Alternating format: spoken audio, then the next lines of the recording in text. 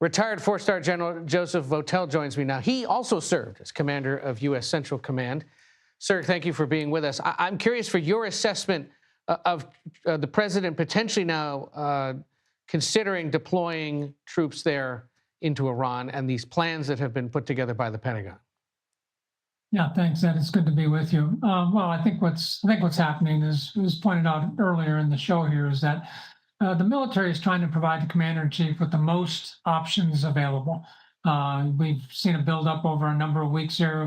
We've certainly seen our air and maritime forces leveraging their capabilities, and what the president is doing now, what the military is doing now for the president, is providing it additional options in the form of these ground forces, Marine expeditionary units, two that you talked about, and of course, Army forces as well, that maintain a high level of readiness and can respond to situations like this. So I think at this point, we're trying to provide the commander-in-chief the most options for resolving the conflict.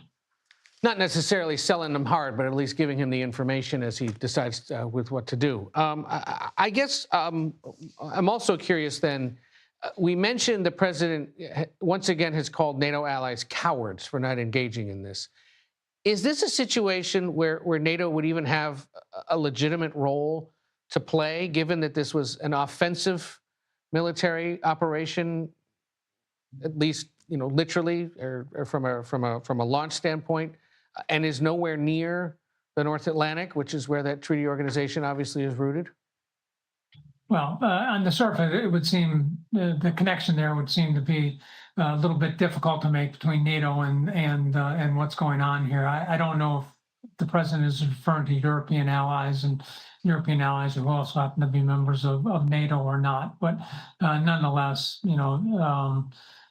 it's hard to make that connection. That said, I won't comment too much on the president's remarks about NATO partners. My own experience, of course, working with NATO partners extensively in the Middle East and other places was always very favorable, and they brought great capabilities to our forces.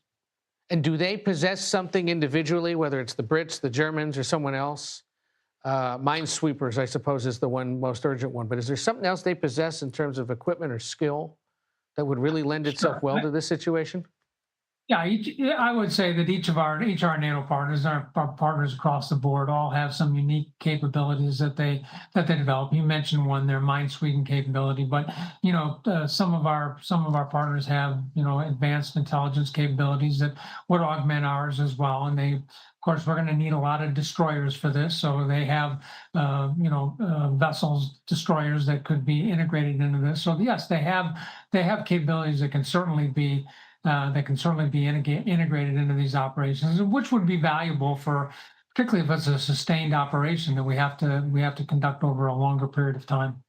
And quickly, how do you assess the president's remarks about Iran having Russian and Chinese military equipment? Does that give them some kind of an advantage, or is that the president's way, perhaps, of calling out those two countries for supporting Iran? Well, there's no surprise there. I mean, it's very clear that there are closer military relationships between Iran and China and Russia, so we shouldn't be surprised by that. But I think the president is perhaps trying to call out those nations for their support to Iran, and maybe highlighting the performance of some of that equipment against as it now is being used against what is I think. Arguably superior American equipment in terms of this. So I don't know exactly what he's trying to imply there. That's what I would kind of take away from it. All righty. Retired General Joseph Votel, thank you so much for joining us from Hagerstown, Maryland tonight. We appreciate it. Thank you. Bye-bye.